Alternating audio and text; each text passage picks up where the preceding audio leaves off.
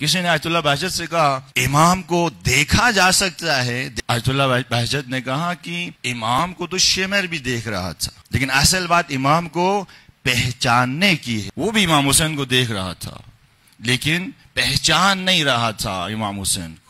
روایت کے اندر ہے یرونہ ولا یعرفونہ، جب امام کا ظہور ہوگا تو سب کہیں گے، کیا کہیں گے؟ اسے تو ہم روز دیکھتے تھے دنیا کی، لیکن پہچانتے نہیں تھے۔ یرونہ ولا یعرفونہ، دیکھتے تھے امام لیکن پہچانتے نہیں تھے۔ دعائے نصبہ کے اندر آپ پڑھتے ہیں بنفسی انت من مغیب لم یخلو منا، میں قربان ہو جاؤں اس غائب کے اوپر، اس غائب کے اوپر لم یخلو منا، وہ ہم سے دور نہیں ہے، وہ ہمارے قریب ہے، وہ ہمارے درمیان ہے۔ یتردد بینہم یمشی فی اسواقہم، تمہارے بازاروں میں آمد و رفت کرتا ہے، آتا جاتا ہے۔ یتو علی فروشہم، تمہاری مجلسوں میں آتا ہے۔ تسلمو، امام مہدی تمہیں سلام کرتا ہے۔ تسمع الکلام، تمہاری گفتگو سنتا ہے، باتیں سنتا ہے۔ دیکھو کتنا ملموس عقیدہ ہے، کتنا ملموس۔ ہم امام مہدی کو خود سے دور نہیں سمجھتے کہ پتہ نہیں کسی ایک کونے میں جا کے زندگی گزار رہا ہو، نہ ایسا نہیں ہے۔ امام ہمارے درمیان موجود ہے، درمیان۔ اسی لیے ہم ہر روز صبح یہ جو تعقیبات نماز فجر ہے اس کے اندر آپ دیکھیں ایک دعا ہے،